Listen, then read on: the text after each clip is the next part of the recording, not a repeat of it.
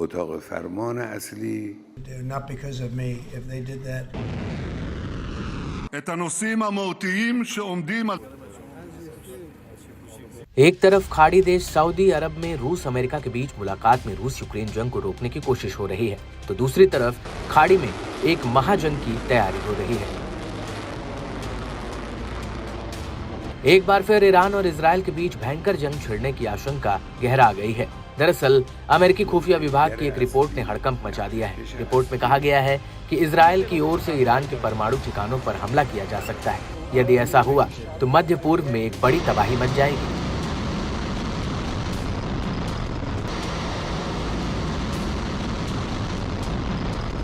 अगर ईरान और इजराइल के बीच सीधी जंग छिड़ी तो इसके नतीजे तीसरे वर्ल्ड वॉर तक पहुंच सकते हैं। इससे पिछले साल 2024 में ईरान और इजराइल कई बार आमने सामने आए और जंग की आशंका भी पैदा हुई, लेकिन दोनों तरफ से कुछ हमलों के बाद ही स्थिति थम गई। अब यदि परमाणु ठिकानों पर हमले हुए तो हालात बेकाबू भी हो सकते हैं।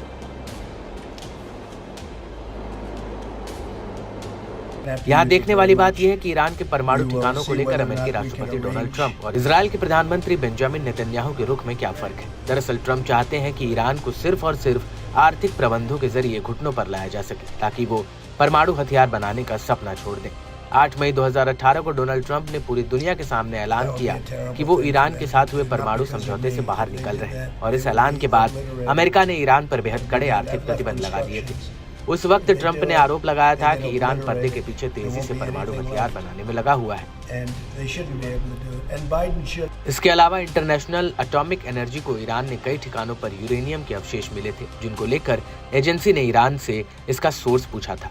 हालांकि ईरान ने एटॉमिक एनर्जी को इसका कोई ठोस जवाब नहीं दिया था, जिसके बाद ईरान ने एटॉमिक एनर्जी के अधिकारियों के ईरानी परमाणु ठिकानों में एंट्री पर ही बैन लगा दिया था, और यहीं से ये बात साफ हो गई थी कि ईरान तेजी से परमाणु हथियार की तरफ बढ़ रहा है।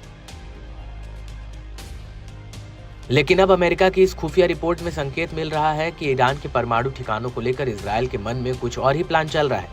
साफ है कि इजराइल की सेना का रुख डोनाल्ड ट्रंप से अलग है। जहां डोनाल्ड ट्रंप चाहते हैं कि इजराइल और ईरान के बीच शांति समझौता हो जाए, तो वहीं इजराइल चाहता है कि ईरान की परमाणु क्षमता को निस्ते नाबूद कर दिया जाए। इससे पहले भी इजरायली सुरक्षा बलों ने ईरान के मिलिट्री ठिकानों पर हमले किए थे। हालांकि अब नए हमले पहले से ज्यादा सख्त हो सकते हैं। इस बार इजराइल की तरफ से ईरान के परमाणु ठिकानों पर ही हमला किया जा सकता है। इतना ही नहीं, इजराइल अपनी पूर्ण सुरक्षा के लिए ईरान में सत्ता परिवर्तन भी चाहता है। माना जा रहा है कि ईरान में सत्ता परिवर्तन के लिए इजराइल की तरफ से फंडिंग भी की जा सकती है और पॉलिटिकल वॉरफेयर भी हो सकता है।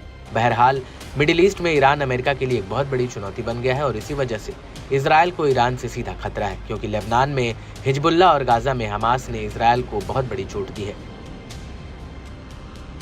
और यही वजह है कि इतने लंबे युद्ध के बावजूद इजराइल ईरान के इन सहयोगी संगठनों को हरा नहीं पाया। यहाँ तक कि हूती के हमलों की वजह से समूचा इजराइल और अमेरिका का एयर डिफेंस सिस्टम हाफने तक लगा था। और अब इसी के चलते युद्ध विराम के बाद इजराइल ईरान को घेरने के लिए हर कोशिश कर रहा है। दरअसल इजरायली पीएम नेतन्याहू ने अमेरिका में राष्ट्रपति ट्रंप से मुलाकात की है, और इस मुलाकात के बाद ट्रंप ने ईरान को लेकर कहा है कि वो तेहरान को भी परमाणु हथियार नहीं बनाने देंगे।